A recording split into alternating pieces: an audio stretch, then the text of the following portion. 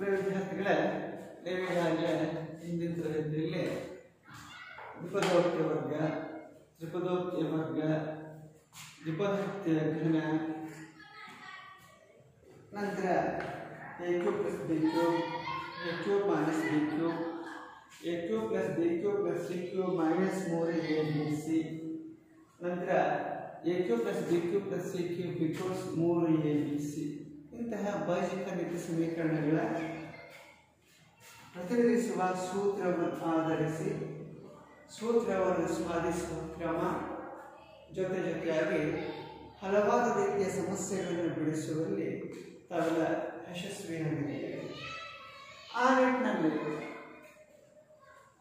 ಮುಂದುವರೆದ ಕೊನೆಯ ಫಲಿತಾಂಶಕ್ಕೆ ನಾವು ಸಾಗಿದಾಗ ಇಲ್ಲಿ ಎರಡು ರೀತಿಯ ಪ್ರಶ್ನೆಗಳನ್ನು ನಾನು ಕಪ್ಪು ಹಲಗೆಯ ಮೇಲೆ ಬಿಂಬಿಸಿದ್ದೇನೆ. ನೀವು ಆ ಪ್ರಶ್ನೆಗಳನ್ನು ನೋಡ್ತಾ ಹೋದಾಗ ಪ್ರಶ್ನೆ ಮಾತ್ರ ದೀರ್ಘವಾಗಿದೆ, ಉತ್ತರನ ಸಮನ್ವಯ ರೀತಿಯಲ್ಲಿ ನೀಡಬೇಕಾಗ್ತದೆ. ಆದರೆ ಆ ಪ್ರಶ್ನೆ ಈ ರೀತಿ ಇದೆ: ಈ ಕೆಳಗಿನ ವಿಸ್ತೀರ್ಣಗಳನ್ನು ಹೊಂದಿರುವ ಆಯತಗಳ ಉದ್ದ ಮತ್ತು ಅಗಲಗಳಿಗೆ ಸಾಧ್ಯವಿರುವ ಬೀಜೋಕ್ತಿಗಳನ್ನು ಕಂಡುಹಿಡಿಯಿರಿ. ಸಾಮಾನ್ಯವಾಗಿ ವಿಸ್ತೀರ್ಣ ತಕ್ಷಣ ತಾವೇ ಹೇಳ್ತಾರೆ ಚದರ ಮೂಲಮಾನದಲ್ಲಿ ಸಾಂಖ್ಯಿಕ ರೂಪದಲ್ಲಿ ಇರ್ತದೆ ಅಂತ ಹೇಳ್ತೇವೆ. ಹಾಗೆ ಇಲ್ಲಿ ನೀವು ಅಧ್ಯಯನ ಮಾಡ್ತಕ್ಕಂಥದ್ದು ಬೀಜಗಣಿತ ಮತ್ತು ಬೀಜ ಪದಗಳೇ ಸಂಬಂಧಿಸಿರೋದ್ರಿಂದ ಇಲ್ಲಿ ಈ ರೂಪದಲ್ಲಿ ವಿಸ್ತೀರ್ಣವನ್ನು ಕೊಟ್ಟಿದ್ದೇವೆ. ಈ ವಿಸ್ತೀರ್ಣವನ್ನು ಕೊಟ್ಟಾಗ ಅದರ ಆ ಸಮತಲಾಕೃತಿಯ ಉದ್ದ ಮತ್ತು ಅಗಲವನ್ನು ಕಂಡಿದ್ದೆವು. ಹಾಗಿದ್ದಾಗ ನಾವು ನೀಡಿರುವಂತಹ ಸಮತಲಾಕೃತಿ ಯಾವುದು? ಆಯತ. ನಿಮ್ಗೆ ಅದೇ ಗೊತ್ತಿದೆ, ಆಯತ ಅಂದಾಗ ಅಭಿಮುಖ ಭಾಗಗಳು ಸಮ ಮತ್ತು ಸಮಾಂತರವಾಗಿರ್ತವೆ. ಜೊತೆಯಾಗಿ ಅದರ ವಿಸ್ತೀರ್ಣವನ್ನು ಕಂಡಿದ್ದಾಗ ಉದ್ದ ಮತ್ತು ಅಗಲಗಳ ಗುಣಲಬ್ಧವೇ ಆ ಆಯತಾಕೃತಿಯ ವಿಸ್ತೀರ್ಣ ಆಗಿರ್ತದೆ ಅಂತ ಹೇಳ್ತೀವಿ. ಹಾಗಿದ್ದಾಗ ಈ ಸಮಸ್ಯೆಯಲ್ಲಿ ವಿಸ್ತೀರ್ಣ ಕೊಟ್ಟಿದ್ದಾರೆ, ಅದು ತ್ರಿಪದೋಕ್ತಿ ರೂಪದಲ್ಲಿದೆ. 25a² ಮೈನಸ್ 35a ಪ್ಲಸ್ 12 ಅಂತ ಇದೆ ವಿಸ್ತೀರ್ಣ. ಈ ವಿಸ್ತೀರ್ಣವನ್ನು ಆಧರಿಸಿ ನೀವು ಮಾಡಬೇಕಾಗಿರುವಂತಹ ಕೆಲಸ ಉದ್ದ ಮತ್ತು ಅಗಲವನ್ನು ಕಂಡುಹಿಡಿಯಬೇಕು. ಬಹುತೇಕ ನಿಮಗೆ ಉದ್ದ ಮತ್ತು ಅಗಲವನ್ನು ಕಂಡುಹಿಡಿದ ತಕ್ಷಣ ನಿಮ್ಮಲ್ಲಿ ಆಲೋಚನೆ ಬರ್ತದೆ, ಹಿಂದಿನ ಕ್ರಮದಲ್ಲಿ ಅಪವರ್ತಿಸುವ ವಿಧಾನವನ್ನು ನೀವು ತಿಳ್ಕೊಂಡಿದ್ದೀರಿ. ಸಾಮಾನ್ಯವಾಗಿ ನಿಮ್ಮಲ್ಲಿ ತಿಳುವಳಿಕೆ ಇರುವಂಥದ್ದು ಪರೀಕ್ಷಾ ಕ್ರಮದಿಂದ ಅಪವರ್ತಿಸುವುದು ಮತ್ತು ಅಪವರ್ತನ ವಿಧಾನದಿಂದ ಅಪವರ್ತಿಸುವ ಕ್ರಮ ನಿಮಗೆ ತಿಳಿದಿದೆ. ಹಾಗಿದ್ದಾಗ ಈ ತ್ರಿಪದೋಕ್ತಿಯನ್ನು ನೀವು ಅಪವರ್ತಿಸಿದಾಗ ಕೊನೆಯ ಭಾಗದಲ್ಲಿ 2 ಅಪವರ್ತನಗಳು ಬರ್ತದೆ. ಆ 2 ಅಪವರ್ತನಗಳ ಪ್ರತ್ಯೇಕ ಒಂದನೇ ಅಪವರ್ತನ ಉದ್ದ ಅಗಲ, ಇನ್ನೊಂದು ಅಪವರ್ತನ ಅಗಲ ಆಗಿರುತ್ತೆ. ಸೊ ನೀವು ಫಲಿತಾಂಶವನ್ನು ತಾಳೆ ನೋಡಬೇಕು ಅಂದಾಗ ಆ 2 ಅಪವರ್ತನಗಳ ಗುಣಲಬ್ಧವನ್ನು ವ್ಯತ್ಯಾಸಿಸಿದಾಗ ಈ ವಿಸ್ತೀರ್ಣಕ್ಕೆ ಸಮಾನವಾಗಿರುತ್ತದೆ. ಹಾಗಿದ್ದಾಗ ಈ ಸಮಸ್ಯೆಯನ್ನು ಹೇಗೆ ಬಿಡಿಸಬೇಕು ಅಂತ ನೋಡೋಣ. ಒಂದು ಈ ರೀತಿ ಇದೆ, ನಿಮಗೆ ಉದ್ದ ಇಂಟು ಅಗಲ ಅಲ್ವಾ ಈಕ್ವಲ್ಸ್ ಆಯತದ ವಿಸ್ತೀರ್ಣ ಅಂತ ಹೇಳ್ತಾರೆ ಅಲ್ವಾ. ಶಾರ್ಟ್ ಫಾರ್ಮ್ ಅಲ್ಲಿ L into B equals A ಅಂತ ಹೇಳ್ತಾರೆ. ನಿಮಗೆ ಕೊಟ್ಟಿರುವಂತಹ ಪ್ರಶ್ನೆಯಲ್ಲಿ ವಿಸ್ತೀರ್ಣ ಕೊಟ್ಟಿದೆ. ವಿಸ್ತೀರ್ಣ ಏನಿದೆ? 25a² ಮೈನಸ್ 35a ಪ್ಲಸ್ 12 ಹೇಳ್ತಾರೆ. ಇದನ್ನ ಈ ಬಹುಪದೋಕ್ತಿಯನ್ನು ಅಪವರ್ತಿಸಬೇಕಾದ್ರೆ ಇಲ್ಲಿ ಮಧ್ಯಪದ 35 ಇದೆ, ಆರಂಭಿಕ ಪದ ಮತ್ತು ಅಂತಿಮ ಪದ 25 ಮತ್ತು 12 ಇದೆ. 25 ಮತ್ತು 12ರ ಗುಣಲಬ್ಧವನ್ನು ನೀವು ಪತ್ತೆ ಹಚ್ಚಬೇಕು. ಅಪವರ್ತನ ವೃಕ್ಷವನ್ನು ಬರ್ಕೊಂಡ್ರೆ 25a² ಇಂಟು 12 ಇವುಗಳ ಗುಣಲಬ್ಧ 12 60, 12 24 30, 300 a² ಬರುತ್ತೆ. ಇದು ಆರಂಭಿಕ ಪದ ಮತ್ತು ಅಂತಿಮ ಪದಗಳ ಗುಣಲಬ್ಧ ಆಗಿದೆ. ಹಾಗಿದ್ದಾಗ ಮಧ್ಯ ಪದ ಏನಿದೆ? Minus 35a. ಹಾಗಿದ್ದಾಗ ನೀವು ಯಾವುದೇ 2 ಅಪವರ್ತನಗಳನ್ನ ಪತ್ತೆ ಹಚ್ಚಿದಾಗ 300ರ ಅಪವರ್ತನಗಳ ಆ ಜೋಡಿ ಅಪವರ್ತನಗಳ ಮೊತ್ತ -35a ಗೆ ಸಮ ಆಗಬೇಕು. ಈಗ ನೋಡಿ 300ರ ಅಪವರ್ತನ ಅಂದಾಗ 100 ಮೂರ್ಲಿ 300 ಅಂತ ಹೇಳ್ತೀವಿ, 150ಕ್ಕೆ 300 ಅಂತ ಹೇಳ್ತೇವೆ ಅಲ್ವಾ. ತದನಂತರ ಈಗ ನೋಡಿ ಮತ್ತೆ ಪುನಃ ಇದನ್ನ ಏನ್ ಹೇಳ್ಬೋದು ಅಂದ್ರೆ 20 ಇಂಟು 15 ಅಂತ ತಗೊಳ್ತೇವೆ. 20 ಇಂಟು 15 ಗುಣಿಸಿದ್ರೆ 300 ಬರ್ತದೆ. ಆದರೆ ಇದು ನನಗೆ ಬೇಕಾಗಿರ್ತಕ್ಕಂಥ ಈ ಅಪವರ್ತನ ಪರಿಗಣಿಸಿದಾಗ ಈ ಅಪವರ್ತನಗಳ ಮೊತ್ತ -35ಗೆ ಬರಬೇಕು. ಎರಡೂ ಕಡೆ ಮೈನಸ್ ಚಿಹ್ನೆ ಕೊಡಿ. ಎರಡೂ ಕಡೆ ಋಣಾತ್ಮಕ ಚಿಹ್ನೆಯನ್ನು ನೀಡಿದಾಗ ಎರಡು ಸಜಾತಿ ಪದಗಳ ಮೊತ್ತ -35ಗೆ ಬರ್ತದೆ. ಹಾಗಿದ್ದಾಗ ಈಗ ನಾವು ಪರಿಗಣನೆ 100 ಇಂಟು 100 ಮತ್ತು 150 ಇಷ್ಟು ಎರಡು ಆ ಅಪವರ್ತನ ಪರಿಗಣಿಸಿಲ್ಲ. ಆ ಎರಡು ಅಪವರ್ತನಗಳ ಮೊತ್ತ 152 ಆಗ್ತದೆ, ಅಥವಾ ಕಳೆದಾಗ 148 ಆಗ್ತದೆ. ಮಧ್ಯಪದ ಇರೋದು -35. ಆದ್ದರಿಂದ 1 ಮತ್ತು 2 ಅಪವರ್ತನಗಳ ಜೋಡಿಗಳು ಅನ್ವಯಿಸಲ್ಲ. ಆದಾಗ ಮೂರನೇ ಅಪವರ್ತನವನ್ನು ಬಳಕೆ ಮಾಡ್ತೇವೆ ಅಲ್ವಾ. ಈಗ ಇದನ್ನ -20a ಬರೀಬೋದಾ, -15 ಅಂತೇಳಿ ಈ ಅಪವರ್ತನಗಳನ್ನ ಪಟ್ಟಿ ಮಾಡ್ತಾರೆ. ಈಗ ಮಧ್ಯಪದವನ್ನ ಏನ್ ಮಾಡಬೇಕು, ವಿಂಗಡಿಸ್ತಾನೆ. ಆಗ 25a² -20a -15a +12 ಅಂತ ಹೇಳ್ತಾರೆ ಅಲ್ವಾ. ಈಗ ನೋಡಿ ಇವೆರಡು ಸಾಮಾನ್ಯ ಅಪವರ್ತನ ಏನು ತಗೊಳ್ತೀವಿ? ಸರಿ, 5a ತಗೊಳ್ತೀವಲ್ವಾ. 5a ತಗೊಂಡ್ರೆ 5 25, a² ಮತ್ತು a ಭಾಗಕ್ಕೆ ಹೊಡೆಯುತ್ತೆ. 5 4 20. ಹೇಗೆ ಇವೆರಡು ಏನು ಸಾಮಾನ್ಯ ಅಪವರ್ತನ ತಗೊಳ್ತೀವಿ? -15 ಮತ್ತು -12 ಸಾಮಾನ್ಯ ಅಪವರ್ತನ. -3 ತಗೊಳ್ಳೋಣ. -3 ಹೊರಗೆ ಇಟ್ಕೊಂಡಾಗ 3ಗೆ 15 -3 4 12. ಇವೆರಡರಲ್ಲಿರುವಂತಹ ಸಾಮಾನ್ಯ ಅಪವರ್ತನ ಯಾವುದು? 5a -4. ಹಾಗಾದ್ರೆ ಸಾಮಾನ್ಯವಲ್ಲದ ಅಪವರ್ತನ ಯಾವುದು? 5a -3. ಕಾಣ್ತಾ ಇದೆ ಮಕ್ಕಳ? ಇಲ್ಲಿ ಎರಡು ಅಪವರ್ತನ ಕಾಣ್ತಾ ಇದೆ. ಹಾಗಿದ್ದಾಗ ಈ ಎರಡು ಅಪವರ್ತನಗಳು ಬಂತು. ಈಗ ಎರಡೂ ಕಡೆ ಹೋಲಿಕೆ ಮಾಡಿದಾಗ ಸರಿನಾ, ಎರಡೂ ಕಡೆ ಹೋಲಿಸಿದಾಗ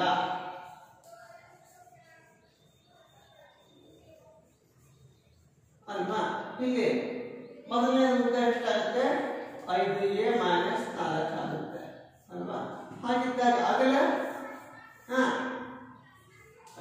5a -3 ಸಾಮಾನ್ಯ ಅಪವರ್ತನ ಉದ್ದ ಆದರೆ ಸಾಮಾನ್ಯವಲ್ಲದ ಅಪವರ್ತನ ಆಗಲೇ ಆಗಿರುತ್ತದೆ ಅಲ್ವಾ ಮಕ್ಕಳೇ. ನಿಮ್ಮ ಫಲಿತಾಂಶವನ್ನು ತಾಳೆ ನೋಡಬೇಕಂದಾಗ ಇವೆರಡರ ಉಪಲಬ್ಧ ತಗೊಳ್ಳಿ. ಇಷ್ಟು ಈ ರೀತಿ ಸಾಮಾನ್ಯವಾಗಿ ಬಿಡಿಸ್ತಕ್ಕಂಥ ವಿಧಾನ. ಅದೇ ಪ್ರಕ್ರಿಯೆಯನ್ನು ಆಧರಿಸಿ ಮತ್ತೊಂದು ಸಮಸ್ಯೆ ಈ ರೀತಿ ಇದೆ ನೋಡಿ. ಕಾಣ್ತಾ ಇದೆ ಎರಡನೇ ಸಮಸ್ಯೆ ನೋಡಿ. ಎರಡನೇ ಸಮಸ್ಯೆ ಈ ರೀತಿ ಇದೆ.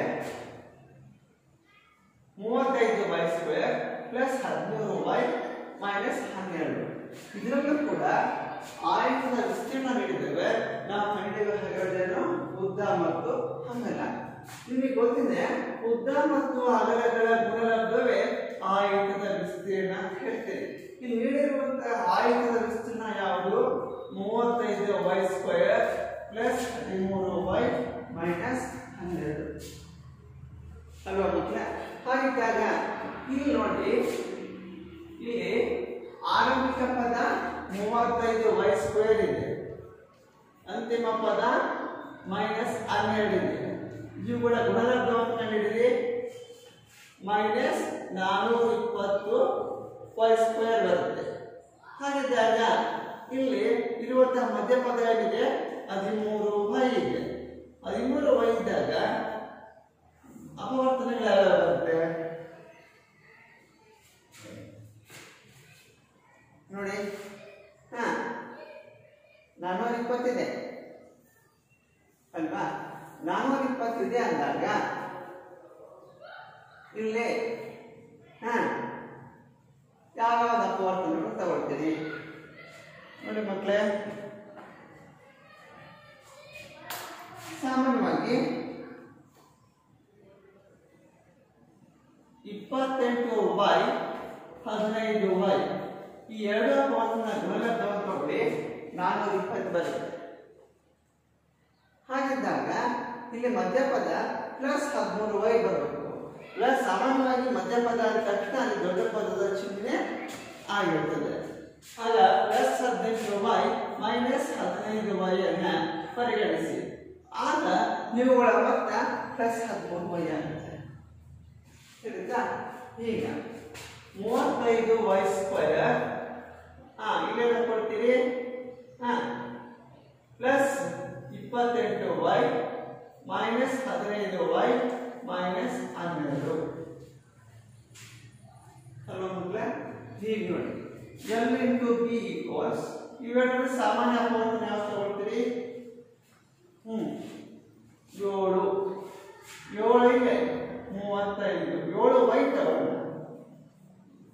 5y ಪ್ಲಸ್ 7 4 28 ಇವೆರಡರಲ್ಲಿ ಏನು ತಗೊಳ್ತೀರಿ? ಮೈನಸ್ 3 ತಗೊಳ್ಳಿ. 3 5 15 ಪ್ಲಸ್ 3 4 12. ಈಗ ನೋಡಿ L into B equals ಈ ಬಹುಪದವನ್ನು ಗಮನಿಸಿದಾಗ ಇವೆರಡರಲ್ಲಿ ಇರುವಂತಹ ಸಾಮಾನ್ಯ ಅಪವರ್ತನ ಯಾವುದು? 5y plus 4. ಹಾಗಾದ್ರೆ ಇನ್ನೊಂದು ಸಾಮಾನ್ಯವಲ್ಲದ ಅಪವರ್ತನ ಯಾವುದು? 7y ಮೈನಸ್ 3 ಅಲ್ವಾ ಮಕ್ಕಳೇ? ಈಗ ನೀವು ಎರಡೂ ಕಡೆ ಹೋಲಿಕೆ ಮಾಡಿದಾಗ ಎರಡೂ ಕಡೆ ಹೋಲಿಸಿದಾಗ ಎರಡು ಅಪವರ್ತನಗಳಿದೆ. ಅಂದ್ರೆ ಮೊದಲನೇ ಅಪವರ್ತನ ಉದ್ದ ಆದ್ರೆ ಮತ್ತೊಂದು ಅಪವರ್ತನ ಆ ಆಯತದ ಅಗಲ ಆಗಿರುತ್ತದೆ. ಈ ಎರಡು ಅಪವರ್ತನಗಳ ಗುಣಲಬ್ಧ ಆ ಆಯತದ ವಿಸ್ತೀರ್ಣ ಆಗಿರುತ್ತದೆ. ನೀವು ವಿಸ್ತೀರ್ಣವನ್ನು A equals L into B ಅಂತ ಬರ್ಕೊಳ್ತೀವಿ ಸಾಮಾನ್ಯವಾಗಿ. ನಾನು ರಿವರ್ಸ್ ಪ್ರೊಸೆಸ್ ಅಲ್ಲಿ ಬರ್ಕೊಂಡೆ L into B equals A ಅಂತೇಳಿ. ಉದ್ದೇಶ ವಿಸ್ತೀರ್ಣ ಬಲಭಾಗದಲ್ಲಿದ್ದಾಗ ಎಡಭಾಗದಲ್ಲಿರುವಂತಹ ಚರಾಕ್ಷರಗಳನ್ನು ನಿಮಗೆ ಹೋಲಿಕೆ ಮಾಡಲಿಕ್ಕೆ ಅನುಕೂಲ ಆಗ್ತದೆ. ಮಕ್ಕಳ ಇಲ್ಲಿ ನಾನು ಒಂದು ಸಮತಲಾಕೃತ ವಿಸ್ತೀರ್ಣವನ್ನು ಹಿಡಿದಾಗ ಅವರ ಉದ್ದ ಮತ್ತು ಅಗಲವನ್ನು ಕಂಡಿರ್ತದೆ. ಅದೇ ತೆರನಾಗಿ ಅದೇ ಒಂದು ಘನಾಕೃತಿಯ ಘನಫಲವನ್ನು ಹಿಡಿದಾಗ ಅವುಗಳ ಆಯಾಮಗಳನ್ನು ಕಂಡುಹಿಡಿತಿಲ್ಲ. ಹಾಗಾದ್ರೆ ಘನಾಕೃತಿಗಳ ಆಯಾಮಗಳೇನಿರುತ್ತೆ? ಉದ್ದ ಅಗಲ ಮತ್ತು ಎತ್ತರಗಳಿರುತ್ತೆ. ಸಮತಲಾಕೃತಿಯ ಉದ್ದ ಮತ್ತು ಅಗಲಗಳೆಂಬ ಎರಡು ಅವಯವ ಆಯಾಮಗಳಿದ್ರೆ ಘನಾಕೃತಿಗಳಿಗೆ ಉದ್ದ ಅಗಲ ಮತ್ತು ಎತ್ತರಗಳೆಂಬ 3 ಆಯಾಮಗಳನ್ನು ಹೊಂದಿರುತ್ತದೆ. ಹಾಗಾದರೆ ಅದರ ಒಂದು ಘನಾಕೃತಿಯ ಘನಫಲವನ್ನು ಹಿಡಿದಾಗ ಅವುಗಳ ಆಯಾಮವನ್ನು ಹೇಗೆ ಕಂಡುಹಿಡಿಯಬಹುದು ನೋಡೋಣ. ಆಗಿದ್ದಾಗ ಅಂತಹ ಒಂದು ಸಮಸ್ಯೆಯನ್ನ ನೋಡೋಣ.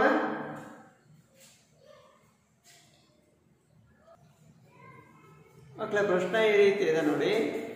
ಈ ಕೆಳಗಿನ ಘನಪದಗಳನ್ನು ಹೊಂದಿರುವ ಆಯತ ಘನಗಳ ಆಯಾಮಗಳಿಗೆ ಸಾಧ್ಯವಿರುವ ಬೀಜೋಕ್ತಿಗಳನ್ನು ಬರೆಯಿರಿ. ಹಾಗಿದ್ದಾಗ ಇಲ್ಲಿ ನೋಡಿ ಮೊದಲನೇ ಪ್ರಶ್ನೆ ಈ ರೀತಿ ಇದೆ. ಘನಪದ ಈಕ್ವಲ್ಸ್ 3x² ಮೈನಸ್ 12x ಅಂತಿದೆ ಅಲ್ವಾ? ಇಲ್ಲಿ ಹೇಳಿರುವಂತಹದ್ದು ಆಯತ ಘನ ಅಂದಾಗ ಆಯತ ಘನದ ಘನಫಲವನ್ನು ಕಂಡ ಸೂತ್ರ ಏನು? ಉದ್ದ ಇಂಟು ಅಗಲ ಇಂಟು ಎತ್ತರ ಅಲ್ವಾ? ಅವಾಗ ಹೇಳಿದ್ವಿ ಘನಾಕೃತಿಗಳಿಗೆ 3 ಆಯಾಮಗಳಿರುತ್ತೆ ಅಂತ. ಆಯಾಮಗಳಂದ್ರೆ ಉದ್ದ ಅಗಲ ಮತ್ತು ಎತ್ತರ. ಹಾಗಿದ್ದಾಗ ಅದರ ಘನಫಲವನ್ನು ಕಂಡ ಸೂತ್ರ ಅಂದಾಗ ಘನಫಲ ಈಕ್ವಲ್ಸ್ ಉದ್ದ ಇಂಟು ಅಗಲ ಇಂಟು ಎತ್ತರ. ಸಾಮಾನ್ಯವಾಗಿ ಘನಫಲವನ್ನು ಬಿ ಎಂಬ ಅಕ್ಷರದಿಂದ ಸೂಚಿಸುತ್ತದೆ. ಅದೇ ರೀತಿ ಉದ್ದವನ್ನು ಎಲ್ ಎಂದು ಸೂಚಿಸಿದರೆ ಅಗಲವನ್ನು ಬಿ ಮತ್ತು ಎತ್ತರವನ್ನು ಹೆಚ್ ಎಂದು ಸೂಚಿಸುತ್ತೇವೆ. That is B equals L into B into H. But ನಮಗೆ ಕೊಟ್ಟಿರುವಂತಹ ಸಂಗತಿ ಏನಿದೆ, ಘನಫಲ ಇದೆ.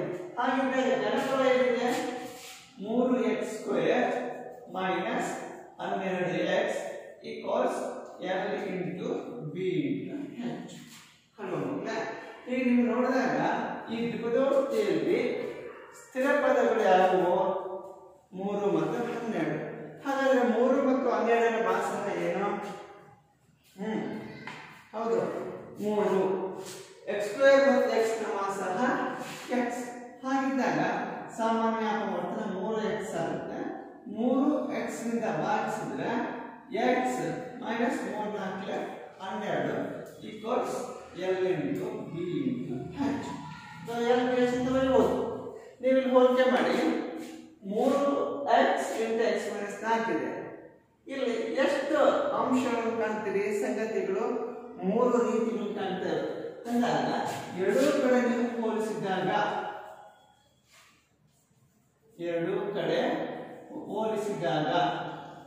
ಕಂಪೇರಿಂಗ್ ಆನ್ ಬೋತ್ ಸೈಡ್ಸ್, ಇಲ್ಲಿ ಹಾಗಾದ್ರೆ L ಬೆಲೆ ಏನಾಗುತ್ತೆ?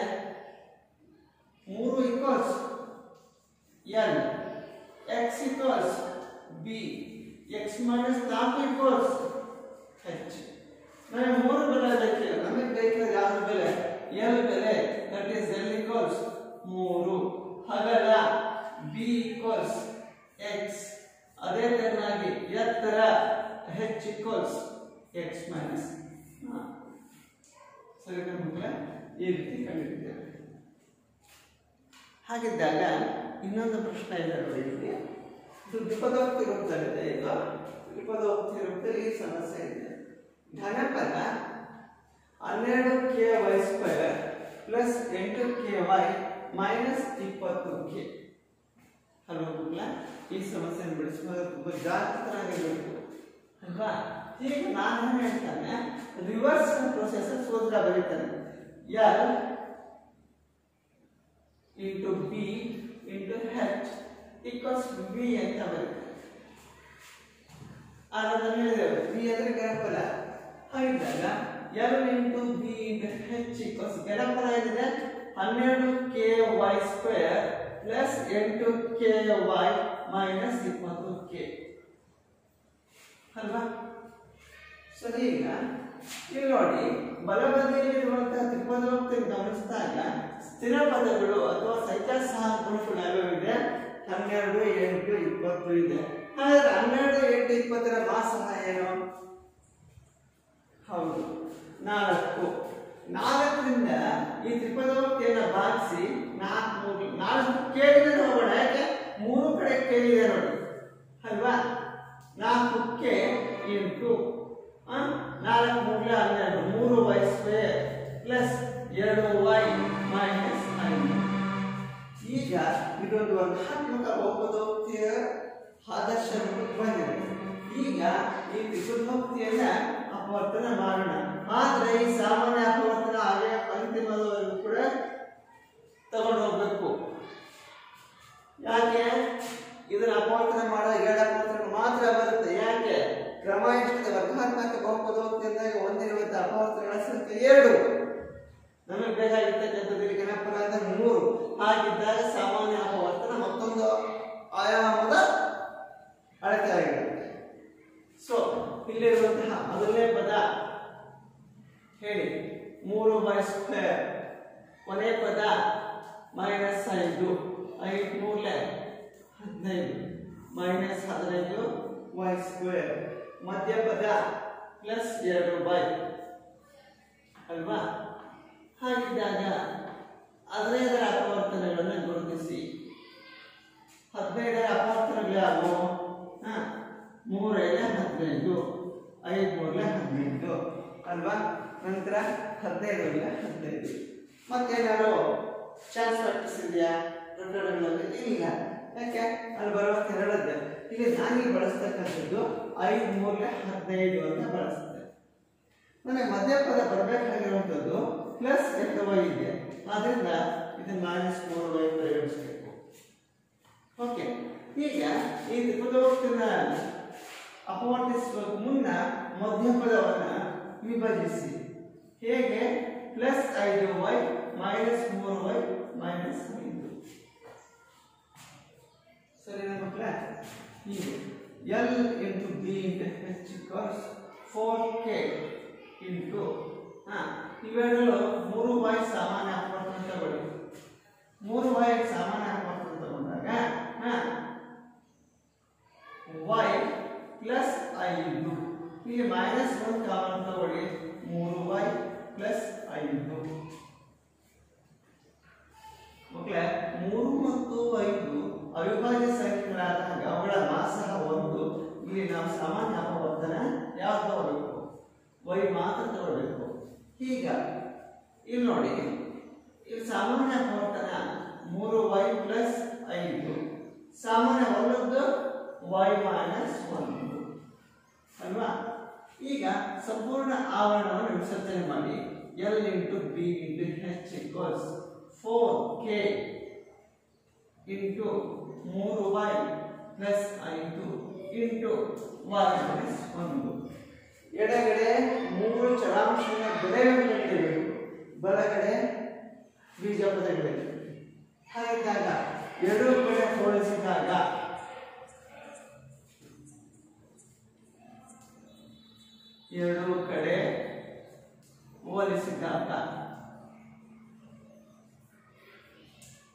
ಏನಾಯ್ತು? ಮೊದಲನೇ ಚರಾಂಶ ಏನಿದೆ L ಈಕ್ವಲ್ಸ್ 4k. ಏನಿದು? ಉದ್ದ. ಅದೇ ತರ P ಈಕ್ವಲ್ಸ್ 3y ಪ್ಲಸ್ 5. ಕೊನೆಯದು ಎತ್ತರ H ಈಕ್ವಲ್ಸ್ y ಮೈನಸ್ 1. ಸರಿ ಮಕ್ಕಳೇ, ಈ ರೀತಿ ಈ ಸಮಸ್ಯೆಗಳನ್ನ ಬಿಡಿಸುವಂತಹ ವಿಧಾನಗಳು. ಬಹುತೇಕ ಈ ಬಾಹ್ಯಕ ಸಮೀಕರಣಗಳನ್ನು ಸಮಗ್ರವಾಗಿ ಅಭ್ಯಾಸ ಮಾಡಿದಾಗ ಸುಮಾರು 8 ಅವಧಿಗಳನ್ನು ನೀವು ಕಲಿತಿದ್ದೀರಿ. 8 ಅವಧಿಗಳಲ್ಲಿ ಸುಮಾರು 11 ಸೂತ್ರಗಳ ಬಳಕೆಗಳನ್ನು ನೋಡಿದ್ದೀರಿ ಅಲ್ವಾ? ಹಾಗಿದ್ದಾಗ ಈ ಕೊನೆಯ ಸಮನ್ವಯತೆ ನೀವು ಕಾಪಾಡಿಕೊಳ್ಬೇಕಾದ್ರೆ ಆ 11 ಸೂತ್ರಗಳ ಪಟ್ಟಿಗಳನ್ನು ಮಾಡೋಣ. ಆ ಪಟ್ಟಿಗಳನ್ನು ಆಧರಿಸಿ ನೀವು ಗೃಹ ಕೆಲಸದಲ್ಲಿ ಸಾಕಷ್ಟು ಸಮಸ್ಯೆಗಳನ್ನ ಬಿಡಿಸಲಿಕ್ಕೆ ಪ್ರಯತ್ನ ಮಾಡಬಹುದು. ಆಗ್ಬೋದ ಮಕ್ಕಳೇ? ಈಗ ತಗೊಳ್ಳಿ, ಕೋಷ್ಟಕ ಒಂದು ರಚನೆ ಮಾಡಿ. ಪ್ರಮುಖ ಬೈಜಿಕ ನಿತ್ಯ ಸಮೀಕರಣಗಳನ್ನು ಸೂತ್ರ ಸಹಿತ ಪಟ್ಟಿ ಮಾಡಿರಿ. ಮಾಡ್ತೀರಲ್ವಾ? ಪ್ರಯತ್ನ ಮಾಡಿ ಮಕ್ಕಳ. ನೀವು ಇದುವರೆಗೂ ಕೂಡ ಕಲಿತಿರುವಂತಹ ಎಲ್ಲ ಫಲಿತಾಂಶಗಳನ್ನು ಆಧರಿಸಿರುವ ಬೈಜಿಕ ನಿತ್ಯ ಸಮೀಕರಣಗಳ ಸೂತ್ರಗಳನ್ನು ನೀವು ಪಟ್ಟಿ ಮಾಡಿದ್ದೇನೆ. ಬಹುತೇಕ ಕ್ರಮಸಂಖ್ಯೆ 1 ರಿಂದ 10 ಸೂತ್ರಗಳನ್ನ ನಿಖರವಾಗಿ ಅನುಕ್ರಮಣವಾಗಿ ಇದೇ ತೆರನಾಗಿ ಸೂತ್ರಗಳನ್ನು ಸಾಧಿಸುವ ಪ್ರಕ್ರಿಯೆ ಮತ್ತು ಅವುಗಳ ಸಮಸ್ಯೆಗಳನ್ನು ಮತ್ತು ಸಾಂಖ್ಯ ಸಮಸ್ಯೆಗಳನ್ನು ಬಿಡಿಸಲಿಕ್ಕೆ ಪ್ರಯತ್ನ ಮಾಡಿದ್ದೇವೆ. ಆ ನಿಟ್ಟಿನಲ್ಲಿ 11ನೇದು ಇದೊಂದು ನಿಬಂಧನೆಗೆ ಆಧರಿಸಿ ಮಾಡಿರುವಂತಹ ಒಂದು ಸರಳವಾದ ಸಮಸ್ಯೆಯ ಜೊತೆ ಸೂತ್ರ ಅಂತ ಪರಿಗಣಿಸಬಹುದು. ತದನಂತರ 12ನೇ ಸೂತ್ರ ಹಿಂದಿನ ಹಳೆ ಪಠ್ಯಕ್ರಮದ ಅನುಕರಣ ಇತ್ತು, ಆದರೆ ಈ ವರ್ಷ ಪಠ್ಯಕ್ರಮದಲ್ಲಿ ಬದಲಾಗಿದೆ, ಅದಿಲ್ಲ. ಆದರೆ ಸಹಿತ ಪಠ್ಯ ಪುಸ್ತಕದಲ್ಲಿ ಸೇರ್ಪಡೆ ಮಾಡಿದ್ದೇವೆ. ಹಾಗಿದ್ದಾಗ ಮೊದಲನೇ ಸೂತ್ರ ಏನಿರ್ತದೆ? x plus a into x plus b equals x square plus of x into a plus b plus ab. ಎರಡನೇ ಸೂತ್ರ a plus b whole square equals a square plus b square plus 2ab. ಮೂರನೇ ಸೂತ್ರ a minus b whole square equals a square plus b square minus 2ab. ನಾಲ್ಕನೇ ಸೂತ್ರ a square minus b square equals a plus b into a minus b. ಕ್ರಮಸಂಖ್ಯೆ 1 ರಿಂದ 4 ನಿತ್ಯ ಸಮೀಕರಣಗಳ ಸೂತ್ರಗಳನ್ನು ಈಗಾಗಲೇ ನೀವು 8ನೇ ತರಗತಿಯಲ್ಲಿ ಕಲಿತಿದ್ದೀರಿ. ಅದರ ಪುನರ್ಪರದೊಂದಿಗೆ ಪ್ರಸ್ತುತ ಪಠ್ಯಕ್ರಮದಲ್ಲಿ ಪುನಃ ಮತ್ತೆ 6 ಸೂತ್ರಗಳನ್ನು ನೋಡಿದ್ದೀರಿ. ಮೊದಲ 5ನೇ ಸೂತ್ರ a plus b plus c whole square equals a square plus b square plus c square plus 2ab plus 2bc plus 2ca. ಅದೇ ತರನಾಗಿ a plus b whole cube equals a cube plus b cube plus 3ab into a plus b. a cube a minus b whole cube equals a cube minus b cube minus 3ab into a minus b. Next, a cube plus b cube equals a plus b into a square minus ab plus b square. Similarly, a cube minus b cube because a minus b into a square plus ab plus b square. In the same way, a cube plus b cube minus a cube plus b cube plus c cube minus 4abc equals a plus b plus c half a square plus b square plus c square minus ab minus bc minus c. ಇಷ್ಟು ಸೂತ್ರಗಳನ್ನು ನೀವು ಸಮಸ್ಯೆಯನ್ನು ಬಿಡಿಸುವ ರೀತಿಯಲ್ಲಿ ಸೂತ್ರ ಸಾಧಿಸುವ ಕ್ರಮ ಮತ್ತು ಸಮಸ್ಯೆಯನ್ನು ಬಿಡಿಸುವ ಕ್ರಮವನ್ನು ಈಗಾಗಲೇ ಕಲಿತಿದ್ದೀವಿ. ತದನಂತರ a plus b plus c equals 0 ಆದರೆ a cube plus b cube plus c cube equals 3abc ಅಂತ ಸಾಧನೆ ಮಾಡ್ತಾರೆ. ನಿಬಂಧನೆ ಆಧರಿಸಿ ಕೊನೆಯ ಸೂತ್ರ x plus c into x plus b into x plus c equals x cube plus x square into a plus b plus c plus x into ab plus bc plus ca plus abc ಹೇಳ್ತಾರೆ. ಇವು ಪ್ರಮುಖವಾಗಿರುವಂತಹ ರೇಖೆ ಸಮೀಕರಣಗಳು. ಮುಂದಿನ ಎಲ್ಲ ತರಗತಿಗಳಿಗೂ ಅನ್ವಯವಾಗುವಂತಹ ಸೂತ್ರಗಳು ಪಟ್ಟಿಯಾಗಿ ಇರ್ತವೆ. ಜೊತೆಯಾಗಿ ಪಠ್ಯಕ್ರಮದಲ್ಲಿ ಸಾಕಷ್ಟು ಸಮಸ್ಯೆಗಳಿದೆ. ಆ ಎಲ್ಲ ಸಮಸ್ಯೆಗಳನ್ನು ಬಿಡಿಸಲಿಕ್ಕೆ ನಾವೆಲ್ಲರೂ ಕೂಡ ಪ್ರಾಮಾಣಿಕ ಪ್ರಯತ್ನವನ್ನು ಮಾಡಿದ್ದೇವೆ. ಆ ನಿಟ್ಟಿನಲ್ಲಿ ನೀವೆಲ್ಲರೂ ಕೂಡ ಪುನಃ ಉದಾಹರಣೆಗಳಾಗ್ಬೋದು, ಸಮಸ್ಯೆಗಳಾಗ್ಬೋದು, ಅಭ್ಯಾಸ 4.5ರಲ್ಲಿ ಪುಟ ಸಂಖ್ಯೆ ಅಭ್ಯಾಸ 4.5ರಲ್ಲಿ ಪುಟ ಸಂಖ್ಯೆ 79, 80, 71ರಲ್ಲಿ ಸಾಕಷ್ಟು ಸಮಸ್ಯೆಗಳಿದೆ. ಅವನ್ನ ಕೆಲಸದಲ್ಲಿ ಬಿಡಿಸಲಿಕ್ಕೆ ಪ್ರಯತ್ನ ಮಾಡ್ತೀರಲ್ವಾ?